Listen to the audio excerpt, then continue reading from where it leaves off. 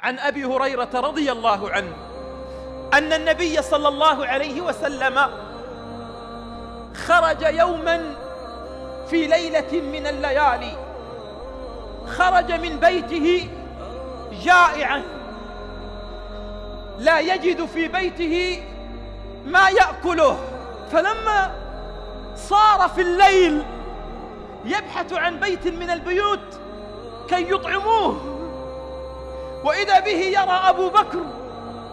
قال: يا أبا بكر، ما الذي أخرجك في هذا الوقت المتأخر من الليل؟ قال: يا رسول الله، والله ما أخرجني من البيت إلا الجوع. قال: حتى أنت يا أبا بكر خرجت من الجوع؟ فصار أبو بكر ورسول الله في الليل، الناس نيام، وأبو بكر ورسول الله يبحثان عن من يطعمهما، وإذا بهم يلقيا في الطريق من؟ عمر. قال رسول الله: يا عمر، ما الذي أخرجك في الليل؟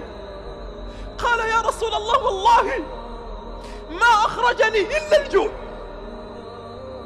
رسول الله وأبو بكر وعمر يسيران في ليلة مظلمة لا يجدان طعام، ما أخرجهم إلا الجوع. فجاء رسول الله إلى بيت من؟ إلى بيت رجل من الأنصار، فدق الباب، فخرج له الرجل. قال: أهلا برسول الله، أهلا بأبي بكر، مرحبا بعمر. فأجلس رسول الله وأبو بكر وعمر، ثم جاء بالماء البارد ووضعه أمام رسول الله، ثم جاء بشاة فذبحها، ثم قام بشيئها فقدمها إلى أبي بكر وعمر ورسول الله. فأكل رسول الله حتى شبع، وأكل أبو بكر حتى شبع، وأكل عمر حتى شبع. فلما انتهوا نظر رسول الله إلى الماء البارد وإلى الشاة المذبوحة، ثم نظر إلى أبي بكر وإلى عمر. قال: والله لتسألن يومئذ عن النعيم. أبو بكر وعمر ما أخرجهم إلا الجوع، شربوا ماء بارد.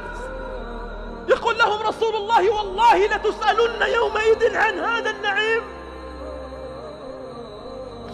أما يسمع هذا الكلام لصوص أوطاننا ممن يأكلون ويشربون وبطون الجوعى تتضور جوعا وألما؟ أما يسمع ذلك أصحاب النعم؟ أما يسمع ذلك الأغنياء الذين لا يدرون خبرا عن الفقراء؟ أما يسمع ذلك ولاة أمورنا وحكامنا ووزرائنا الذين تقدم لهم موائد لا يرى أولها ولا يرى آخرها، والفقراء ما زالوا يأكلون من القمامة؟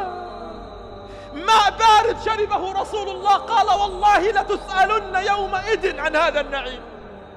ونعيم أوطاننا الذي يستثمر به في بلاد الغرب، لكننا لا نقول إلا: أين أنت يا رسول الله؟